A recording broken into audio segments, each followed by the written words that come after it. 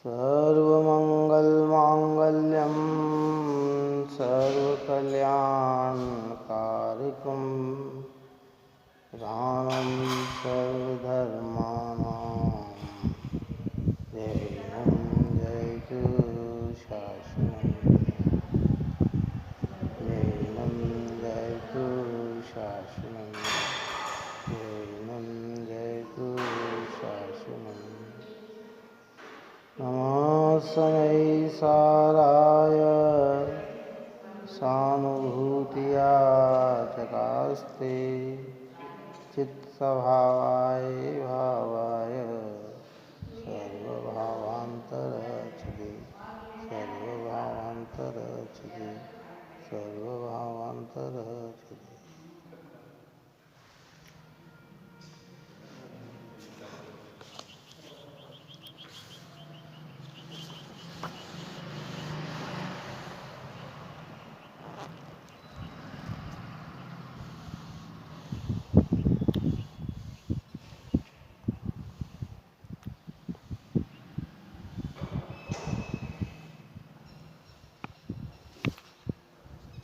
कर्म जो है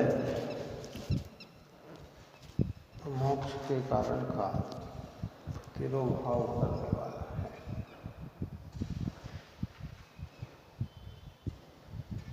अर्थात रागादि जितने भी भाव हैं जो मोक्ष के कारण है, सम्यक दर्शन, सम्यक ज्ञान और सम्यक चारित्र, उसको छिपाने वाले हैं। ये चर्चा करने ऊपर में 3 कलश मुखी।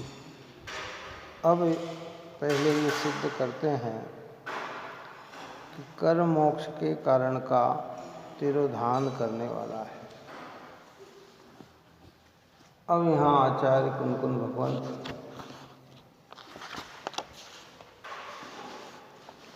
इस बात को पहले सिद्ध करते हैं कि जो कर्म है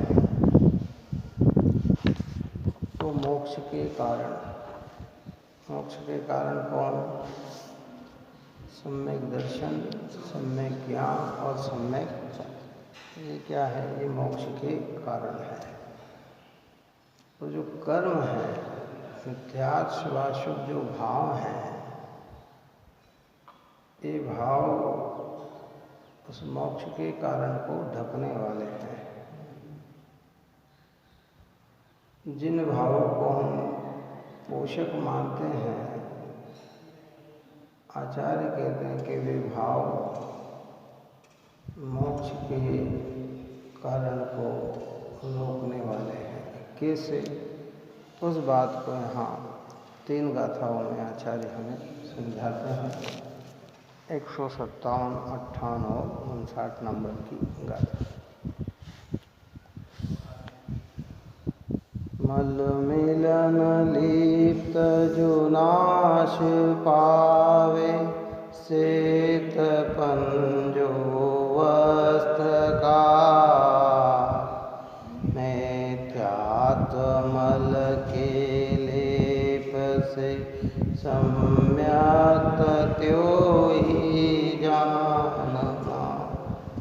मल मिलन लिप्त जो नाश पावे, श्वेत पंजो वस्त्र का, अज्ञान मल के लेप से सद ज्ञान त्यो ही जानना। मल मिलन लिप्त जो नाश पावे, श्वेत पंजो वस्त्र का, चारित्र पावे नाश लिप्त कषाय मल से जानना। 3 गाथाओं के माध्यम से आचार्य कुनकुन ये भगवान ये कहते हैं कि जिस प्रकार मन के मिलने से, लिप्त होने से नाश होता है, कपड़े का श्वेत स्वभाव, कपड़ा श्वेत है और मल से अगर वो लिप्त हो जाए, मेल से अगर वो लिप्त हो जाए तो उस कपड़े का श्वेतपना क्या होता है, ढक जाता है, छिप जाता है। ऐसे ही मिथ्यात्व रूपी लेप से सम्यक्त त्यो ही जानना कि आत्मा का जो सम्यक्त निर्मल स्वभाव है और मिथ्यात्व रूपी मेल के लिप्त हो जाने से इस सम्यक्त का स्वभाव छिप गया।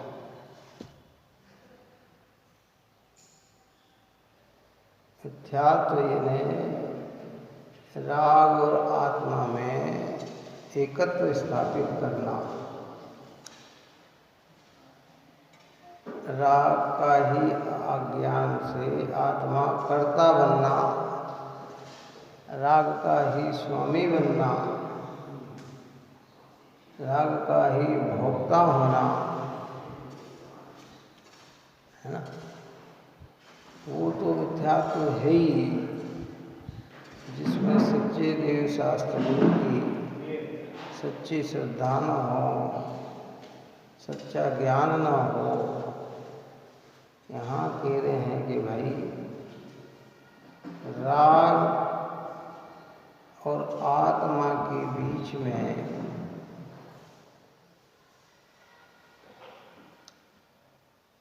कौन सा संबंध बताया था ऊपर में, कर्ता कर्म अधिकार में, कि राग जो है वह घातक है और आत्मा क्या है, घात्य है। क्या दृष्टांत दिया था कि जैसे पीपल में लाख, क्या कहा था, पीपल में जो लाख है वो दिखती कहाँ है, पीपल में, लेकिन वो लाख उस पीपल के वृक्ष को पुष्ट नहीं करती, क्या करती है, घात करती। लाख का स्वभाव क्या, घातना, घातना उसका स्वभाव है। और लाख को पीपल से जल्दी अगर न निकाली जाए तो वह लाख बड़ी बड़ी उस पीपल को क्या करती है, खोखला कर देती है। ये उसका स्वभाव है। तो ऐसे ही राग आत्मा का क्या है, घातक है। राग कहने से संपूर्ण भाव कहे कि ये संपूर्ण भाव आत्मा के घातक है। इन भावों में अगर हम इन भावों से आत्मा की पुष्टि मानते हैं तो कहते हैं कि फिर मिथ्यात्व का परिणाम है। और वो मिथ्यात्व का परिणाम कैसा है कि जिस प्रकार श्वेत वस्त्र पर मल लग जाए, मेल लग जाए, तो वह श्वेत स्वभाव को ढकता है, तिरोभाव कर देता है। क्या कर देता है, तो तिरोभाव कर देता है। ऐसे ही मिथ्यात्व का भाव हमारे सम्यक्त्व का क्या करता है, ढक देता है। इसी प्रकार आगे कहते हैं, मल मिलन लीप्त जो नाश पावे, श्वेत पंजो वस्त्र का,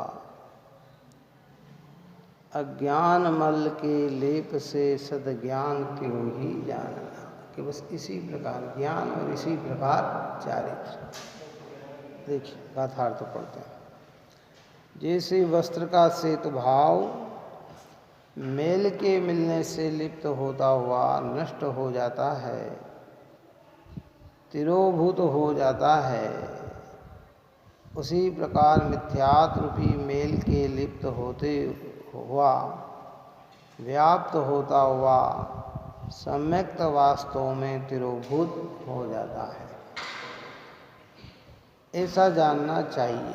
जैसे वस्त्र का श्वेत भाव मेल के मिलने से लिप्त होता हुआ नाश को प्राप्त होता है, तिरोभूत हो जाता है, उसी प्रकार अज्ञान रूपी मेल से लिप्त होता हुआ, व्याप्त होता हुआ ज्ञान तिरोभूत हो जाता है, ऐसा जानना चाहिए। जैसे वस्त्र का श्वेत भाव मेल के मिलने से लिप्त होता हुआ नाश को प्राप्त होता है, तिरोभूत हो जाता है, उसी प्रकार कषाय रूपी मेल से लिप्त होता हुआ, व्याप्त होता हुआ चारित्र भी तिरोभूत हो जाता है, ऐसा जानना चाहिए। दृष्टांत से सिद्धांत दिए, समझाया। ये मिथ्या दर्शन, अज्ञान और ये मिथ्या चारित्र का परिणाम, ये सारा परिणाम आत्मा के सम्यक दर्शन ज्ञान चारित्र को ढकता है, नष्ट करता है।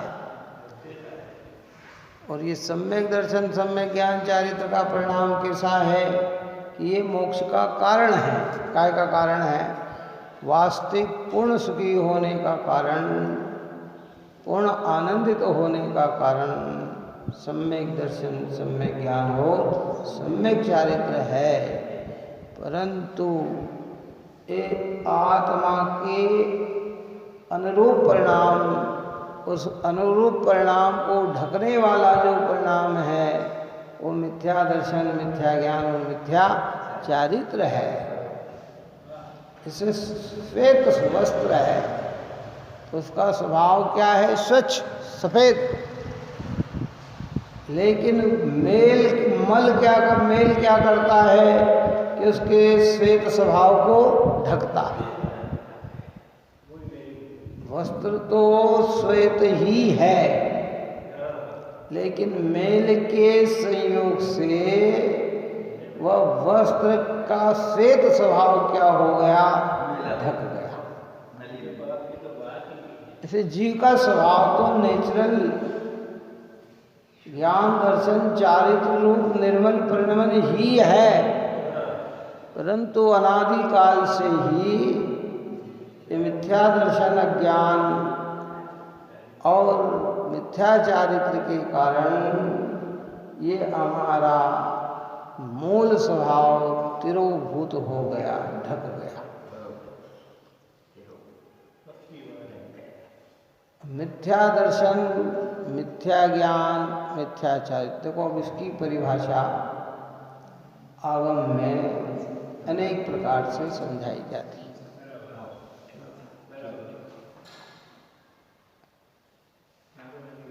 राग को आत्मा मानना ये मिथ्या दर्शन,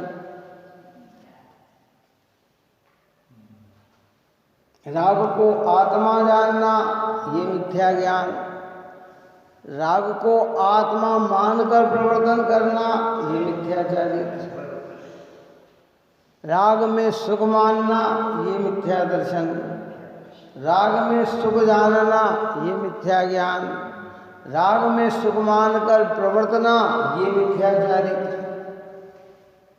आई बात समझ में आई? सम्यक दर्शन क्या?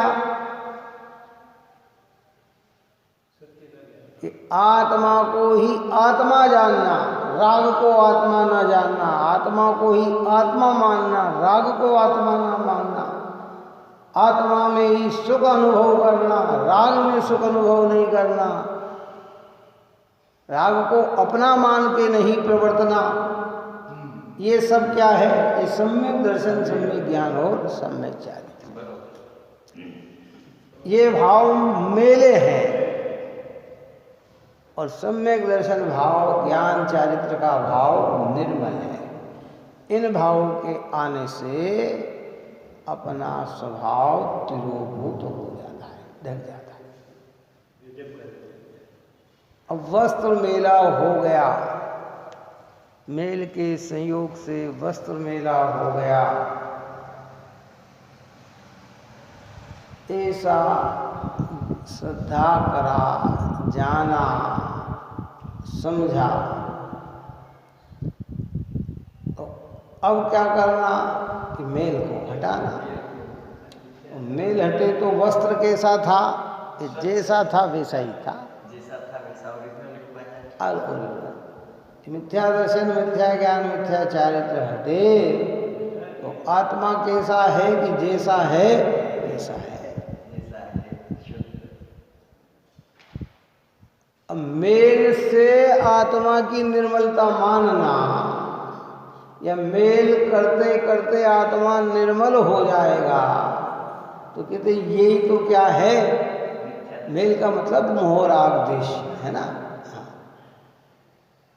जैसे व्यक्ति पहले ही कपड़ा मेल है कि और करें, इससे तो ये मेले कपड़े मेल लगाने से और कपड़ा स्वच्छ हो जाएगा, कभी वो स्वच्छ होने वाला नहीं। उसका कारण तो ये है कि मेल दूर करने का कारण मेल की निकटता नहीं, ऐसा कारण चाहिए कि जिससे मेल दूर हो जाए।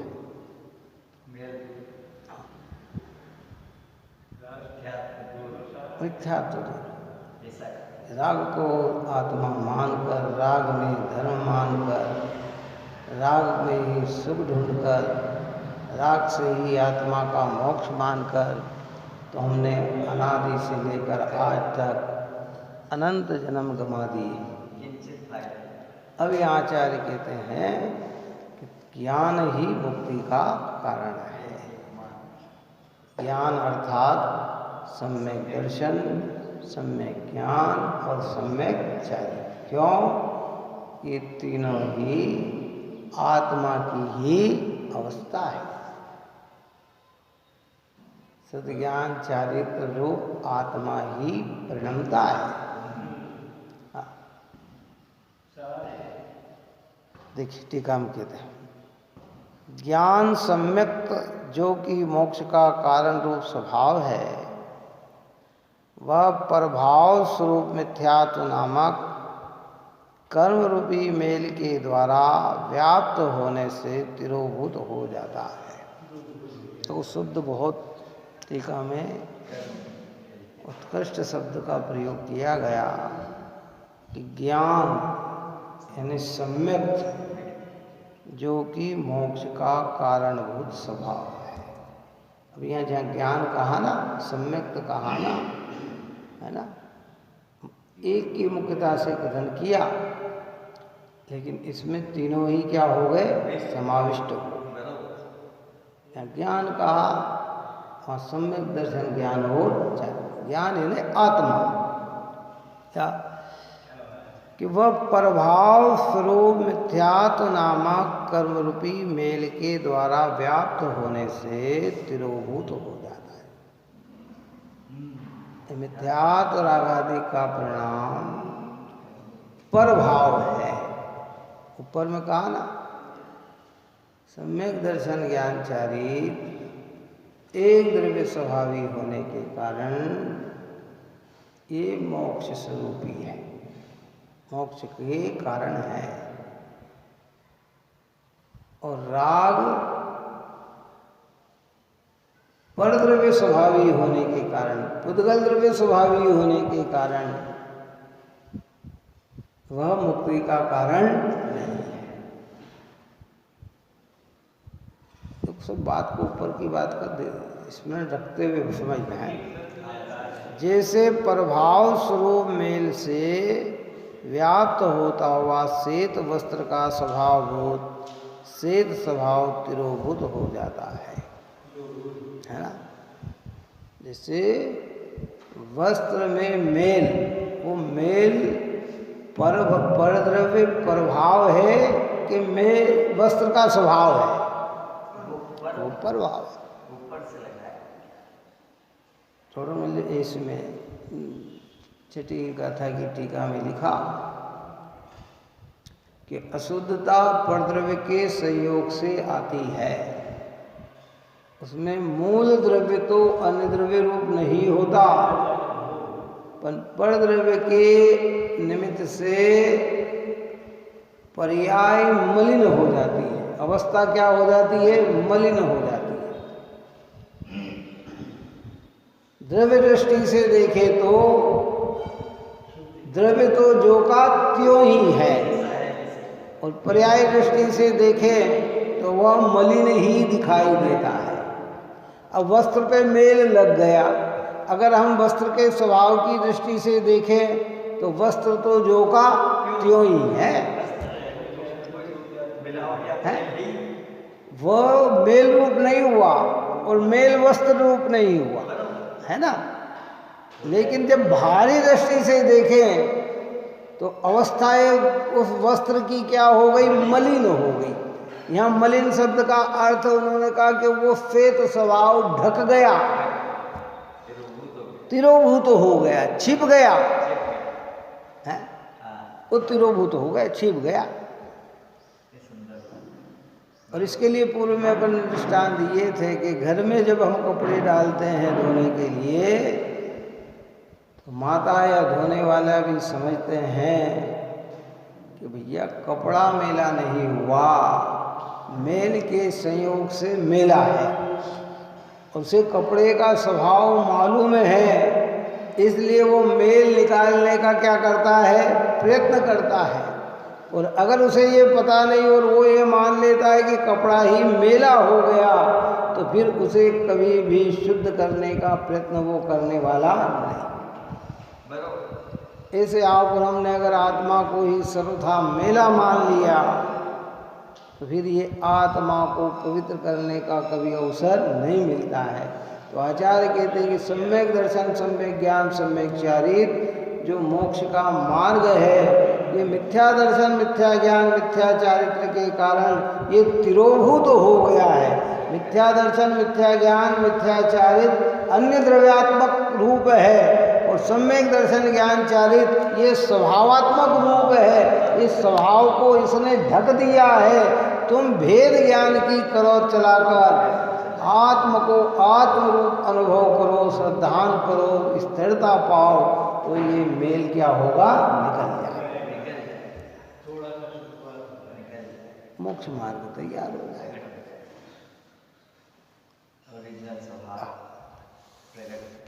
ज्ञान जो कि मोक्ष का कारण रूप स्वभाव है, वह प्रभाव रूप स्वरूप अज्ञान नामक कर्म के द्वारा व्याप्त होने से तिरोभूत हो गया।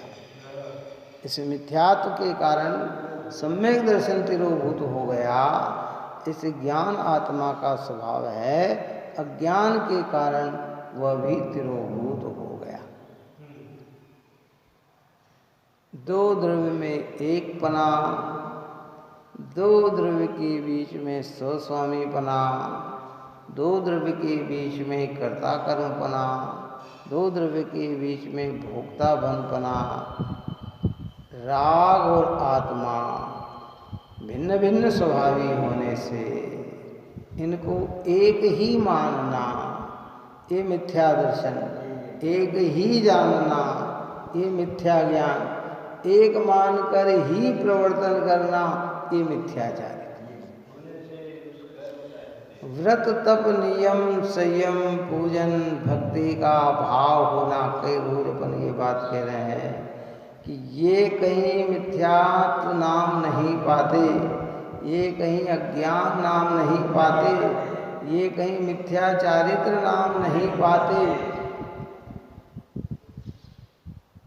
तो क्या मिथ्या चारित्र? कि ये ही आत्मा है और इससे ही मोक्ष मिलेगा, ऐसी मान्यता का नाम मिथ्यात्व है। ऐसे जानने का नाम अज्ञान है, ऐसे प्रवर्तने का नाम मिथ्या चारित्र है।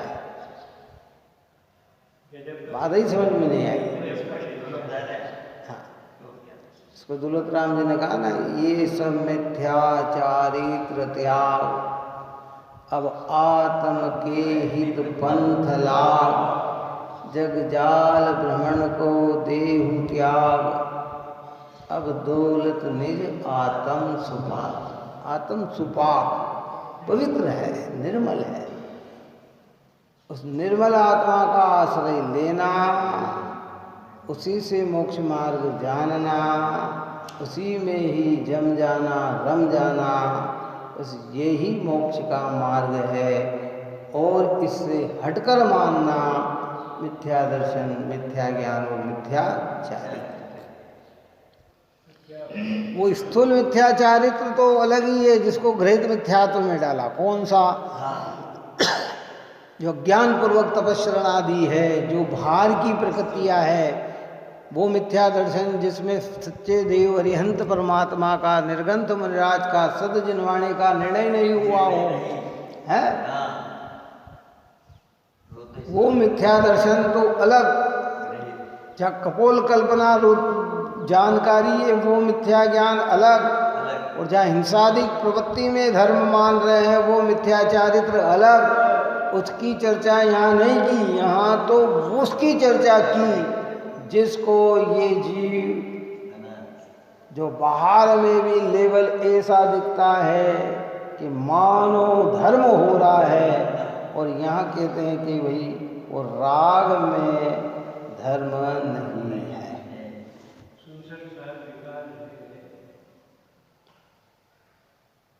इतनी आनंदजनक बात है भाई, देखो शांति से, ये भ्रमणा हमारी मिट जाए बस। जिनको वो स्थूल मिथ्या दर्शन, मिथ्या ज्ञान, मिथ्या चारित्र है, वे तो अभी बहुत भार है। अर्थात उन्हें तो अभी खबर ही नहीं कि राग और आत्मा क्या चीज है। उनके परिणामों में तो अभी सही तरीके का शुभ भाव भी नहीं है। लेकिन वहाँ से हटकर अगर यहाँ आए और इसमें भी अगर हम आत्मा में आत्मपन न जोड़कर राग में आत्मापन जोड़ते हैं, तो यहाँ कहते हैं भैया ये भी अपने सम्यक दर्शन, सम्यक ज्ञान और सम्यक चारित्र का तिरोभाव करने वाला है, अपने वाला।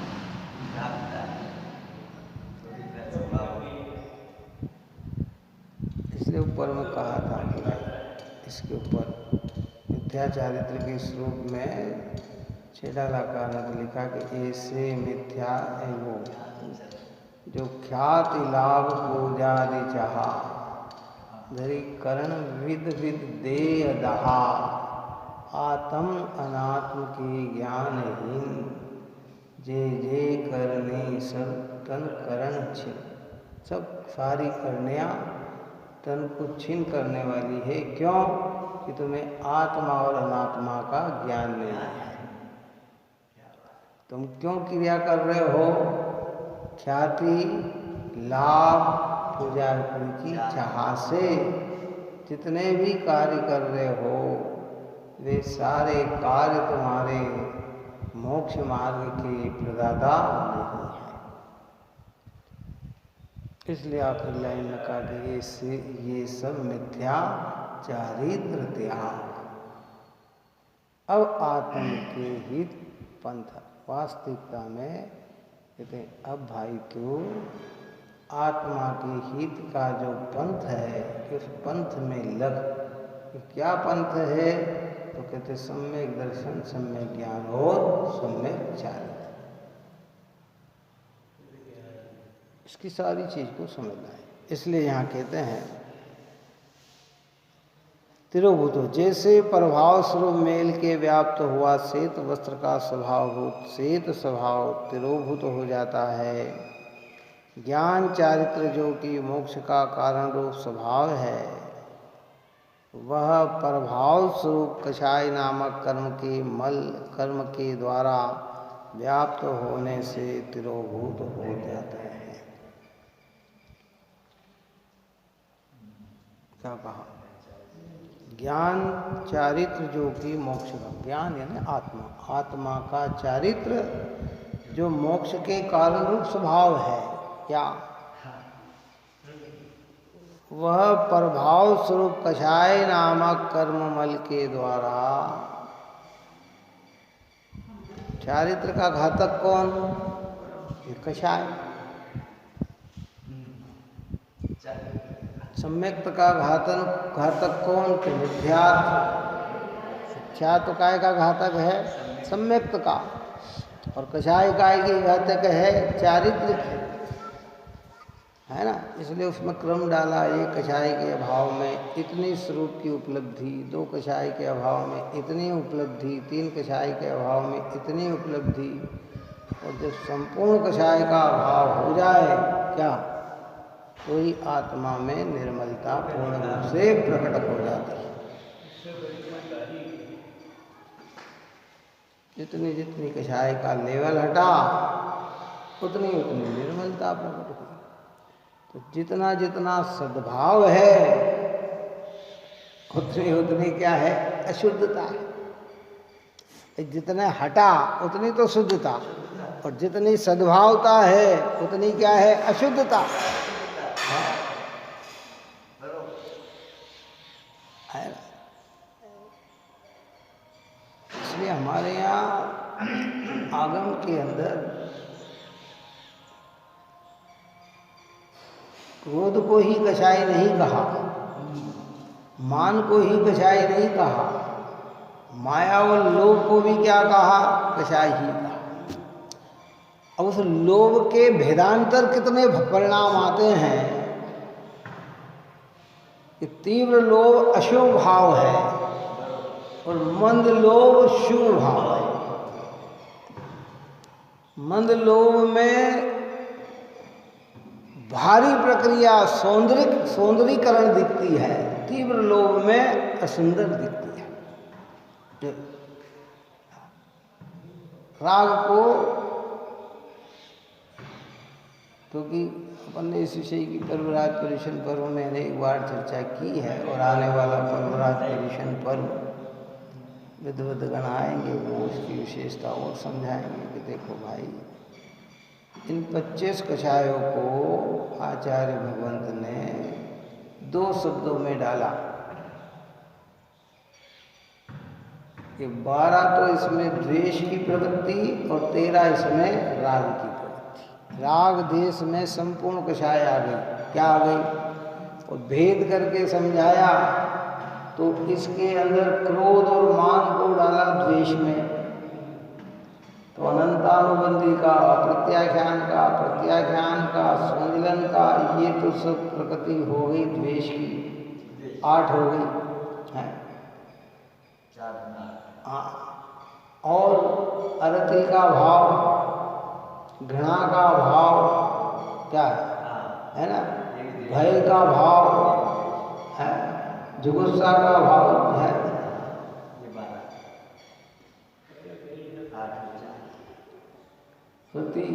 है ना, अरति का परिणाम, ये सब जो क्या काय में डाल दी? द्वेष। और इससे हटकर जो बची 13 वो काय में डाल दी? राग में, शुभ में। तो राग और द्वेष दोनों ही कषाय की क्या है? अंश है। और वो कषाय का अंश, कषाय का परिणाम आत्मा के स्वभाव को तिरोभूत करता है, ढकता है। और ये क्या मान रहा है कि इस भाव से आत्मा का पोषण होगा, है ना। इसलिए मुनिराज भगवान, अच्छा मुनिराज में बोलो राग है, छठे गुण स्थान में बुद्धिपूर्वक राग है, पर कैसा राग है? बोलो। हाँ, हम कहते हैं मुनिराज को कि छठे गुण स्थान में मुनिराज राग की प्रवृत्ति किसी भी जीव को पीड़ा देने का परिणाम है, 5 इंद्रिय के पोषण करने का परिणाम है? नहीं है। किसी से स्नेह करने का परिणाम है कि नहीं है? जीवों को बचाने का परिणाम है कि हाँ? सबका उपकार करने की भावना है कि हाँ? सब जीव का कल्याण करने की भावना है तो कहते हैं हाँ, ये अवस्था है उनकी, ये राग है, ये बुद्धिपूर्वक है। और अबुद्धिपूर्वक राग 10वें गुण स्थान तक जो कहा गया है वहाँ तक राग की वृत्ति है। लेकिन इस राग को, ऐसे राग में इसी राग को आत्मा मान लिया जाए तो कहते कि ये फिर ये भाव हमारी सम्यक्त के हाथ है। ऊपर के गुण स्थान में चढ़ने वाले के तो ये भाव होते ही नहीं है ना। दया दान पूजा भक्ति का परिणाम तो छठे गुण स्थान में मुनिराज को भी होते हैं, सम्यक दृष्टि मुनिराज को भी होते हैं, है ना। भव्य जीवों को देखकर उपदेश देने का भाव उनको भी आता है, जीव बचाने का भाव उनकी भूमिका के अनुसार उनको भी आता है, करुणा का भाव है, ये भाव उनके अंदर भी आता है।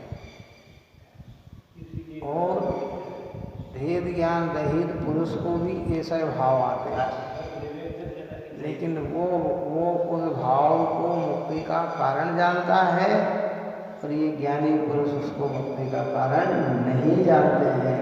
इतना अंतर होने से उनके सम्यक का, सम्यक ज्ञान का और सम्यक चारित्र का घात नहीं होता है, और अज्ञानी के सम्यक दर्शन ज्ञान चारित्र का इस मिथ्यात्व रूपी, ज्ञान रूपी, मिथ्याचारित्र रूपी मेल के हो जाने से उसका स्वभाव छिप जाता है, वो छिप जाता है।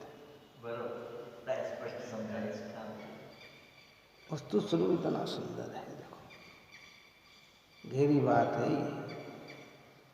जहाँ मिथ्यात्व का मल है वहाँ संपूर्ण मल है। बिल्कुल को क्या समझ में बात? ऐसा नहीं होता, ऐसा हमारे मिथ्यात्व तो है पर ज्ञान हमारा सम्यक हो गया, ये चारित्र हमारा सम्यक हो गया, ऐसा नहीं होता।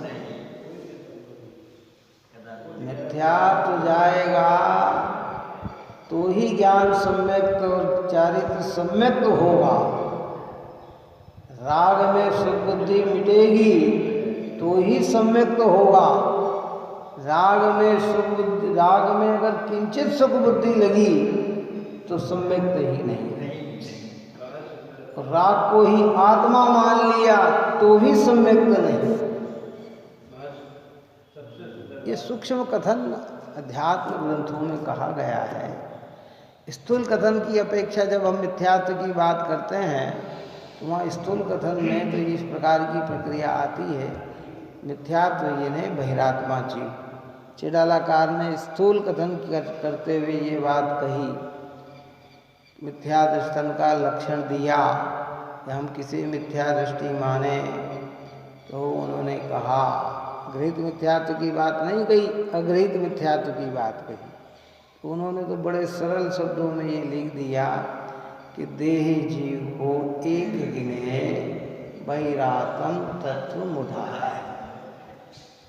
उन्होंने सरल, उसमें राग आदि की बात नहीं लिखी। उन्होंने तो क्या लिखा कि जो देह को उसका कारण समझो कि जो देह को ही आत्मा माने तो वो राग को तो आत्मा मानेगा ही मानेगा, क्योंकि स्थूल को जब अपना मान रहा है तो सूक्ष्म में भेदता कहाँ होती, पर उसमें राग शब्द का प्रयोग नहीं किया। लेकिन कदाचित आगे कोई जीव बढ़ गया और देह को आत्मा नहीं मान रहा है और राग को आत्मा मान रहा है, तो यह अध्यात्म ग्रंथ में ये कहा गया कि ये परिणाम भी मिथ्यात्व का। अंतर समझ में आया नहीं आया? ये रहस्यपूर्ण बात है। ये क्या समझ में आया? जो देह को अपना माने वो राग को तो अपना मानेगा ही मानेगा। ऐसा नहीं हो कि देह पराया लगे और राग अपना लगे नहीं, देह अपना लगे और राग पराया लगे, ऐसा कभी नहीं होता है। देह तो लग रहा है कि भिन्न है, क्या वो अपना मान रहा है। ज्ञान बड़ा विचित्र प्रकार का होता है। इसलिए उन्होंने स्थूलता में कह दिया, पहले भूमिका में कह दिया कि देह जीव। तो हम प्रश्न करते कि देखो साहब, इसमें तो देह को आत्मा मानने वाले को ही मिथ्यात्वी कहा, राग को आत्मा मानने वाले को बहिरात्मा कहा कि भैया इसके अंदर ये सब चीज छिपी हुई है।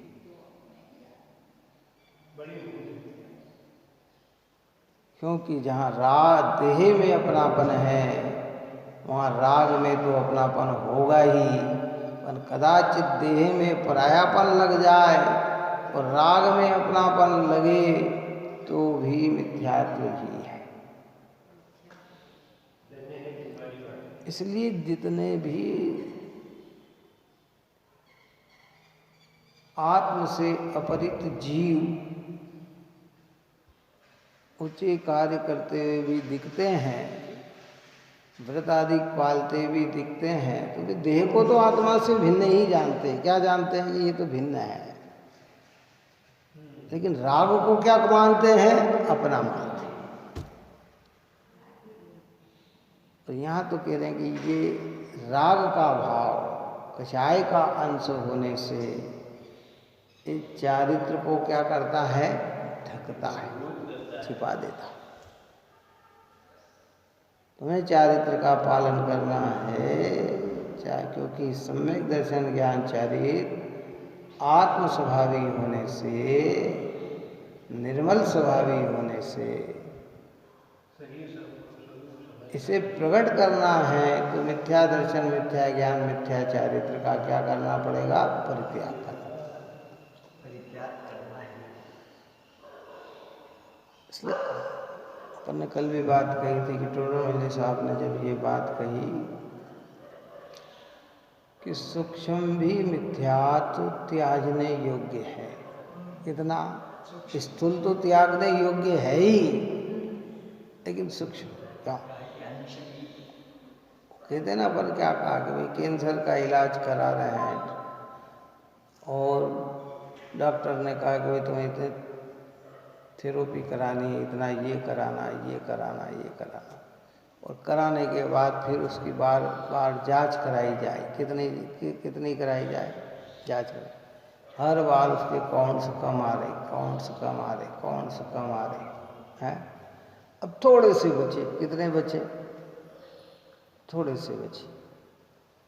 तो क्या बात साहब, अब इतना तो हो गया, अभी थोड़े से बचे तो हो जाएगा, और दवाई लेना कर दे बंद, तो फिर वो थोड़े से भी क्या क्या कारण बन जाते हैं कि धीरे धीरे वो क्या हो जाते हैं? फिर फैल जाते हैं। ऐसे कि तो स्थूल पापादिक, स्थूल कार्यादिक, स्थूल चीज तो जीव ने छोड़ दी और सूक्ष्म राग को ही धर्म मान कर बैठ गया, तो धीरे धीरे धीरे धीरे धीरे धीरे वो फिर इतना फैलाव करेगा कि इस जीव को फिर मिथ्यात्व में डाल देगा। जब नौक विवेक गया तो गृहित मिथ्यात्व का पूरा त्यागी था। जब नौक विवेक गया ये जीव पाप का पूरा त्यागी था। जब नौक विवेक गया तो ये सच्चे देव शास्त्र गुरु का ही आराधक था। व्रत नियम संयम सभी पाले थे, दया का करुणा का भाव भी पूरा था। ये सब परिणाम इसकी परिणति में थे, लेकिन आत्मा को नहीं जाना, तो धीरे धीरे 5-10 भव इस जीव के अच्छे भी पुण्य के उदय के निकल गए और पुनः पुनः पुनः मिथ्यात्व को पोषण करते हुए ये अनंत संसार में डूब गया।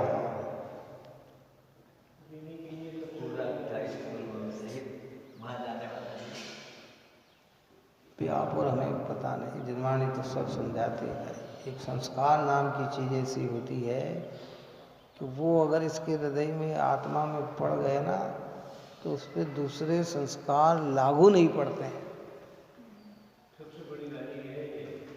बहुत, जैसे किसी की मान्यता में बचपन में कोई बात बैठ गई, मान लो कोई भी चिढ़ जाए, तो बाहर में कितने ही प्रसंग बन जाए, उसकी वो मान्यता क्या होती है? मिटती नहीं है। वो चाहता है कि ये मिट जाए, पर फिर भी मिटती नहीं। वो चाहता है कि ये बात छूट जाए, फिर भी छूटती नहीं। ऐसे राग में सुखत्व बुद्धि का, राग में सुखत्व बुद्धि का अंश अगर हमारी परिणति में प्रकट हो गया, तो देह कितने ही बदल लेंगे, ये मान्यता हमारी छूटने वाली नहीं है। ये संस्कार हमारे अंदर बने रहेंगे। आप सोचो आप कि वो द्रव्यलिंगी की पर्याय में जीव ने क्या कमी रख दी है, और जहाँ गए वहाँ पर भी कोई पापाचार, कोई ये नहीं, लेकिन वो राग में सुखत्व की आत्मा की अनुभूति नहीं हो पाने से, वो राग का ही रस बने रहने से लाखों करोड़ों अरबों खरबों वर्षों तक जीव इंद्रिय विषय की अनुकूलता में रहा और फिर एक दिन वापिस आ गए।